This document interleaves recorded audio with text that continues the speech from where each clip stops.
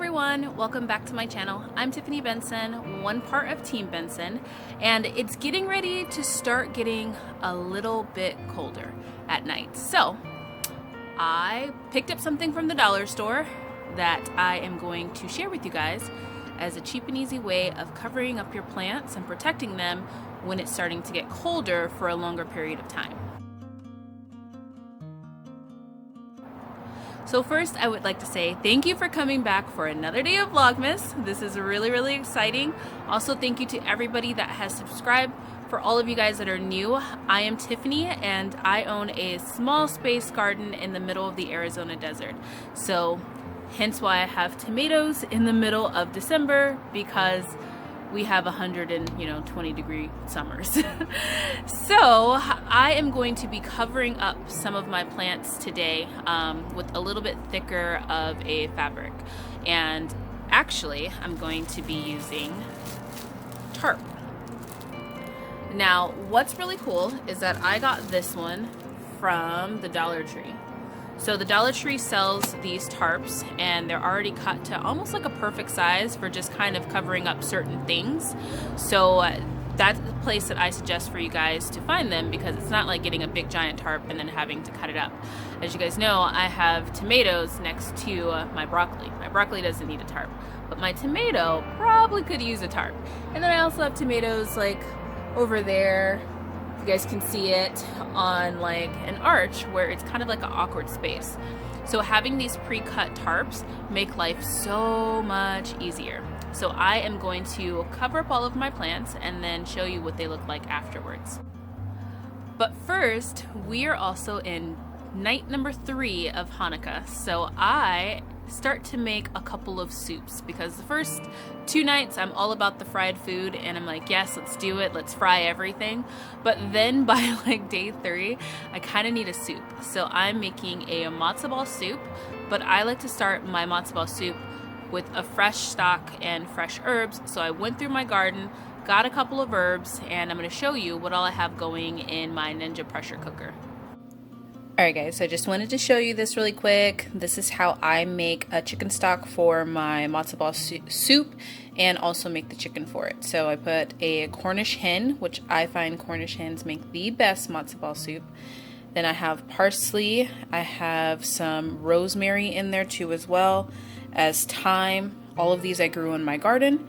And then I have some onions and some carrots. Some red bell peppers. Red bell peppers have a different flavor, so always use red bell peppers. I have 4 cloves of garlic and a stick of butter, and I'm going to do a splash of lemon juice. Also, I'm using my Ninja pressure cooker, so I will be able to get dinner done before sunset, as well as get my challah bread in the oven. So these are the goals. But when you're making your matzo ball soup, just a tip, start with an amazing fresh stock.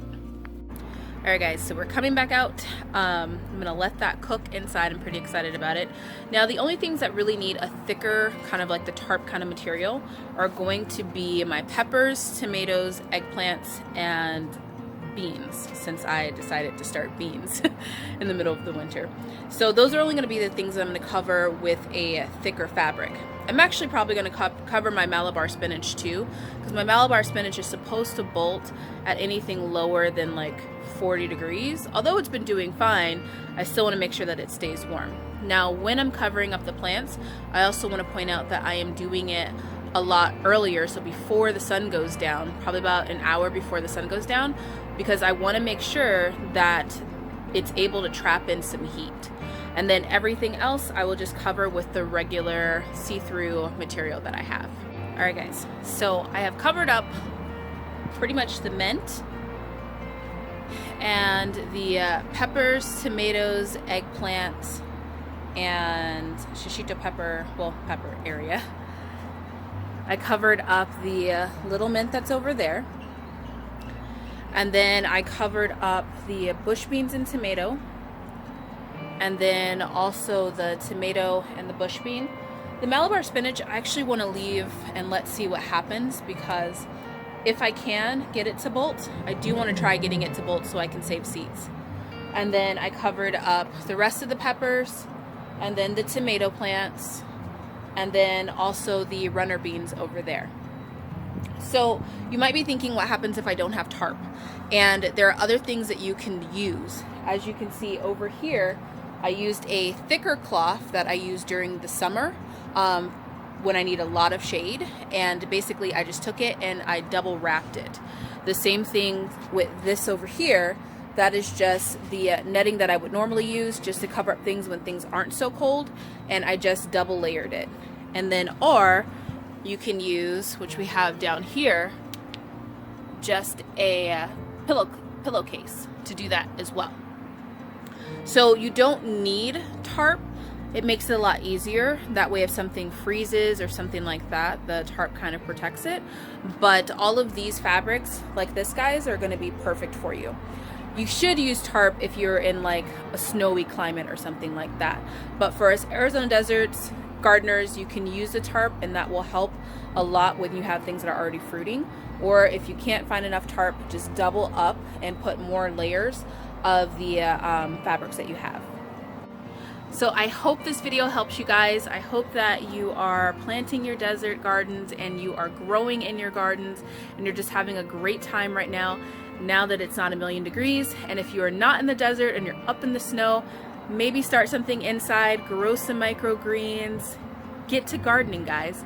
Don't let gardening stop because it's cold, because it'll be hot, it'll be cold, it'll be perfect, but find a good time that's perfect for you to at least grow something, and find what grows perfect for you. So until next time, grow yourselves a garden, because even a small space will provide you with tons of food. Bye guys.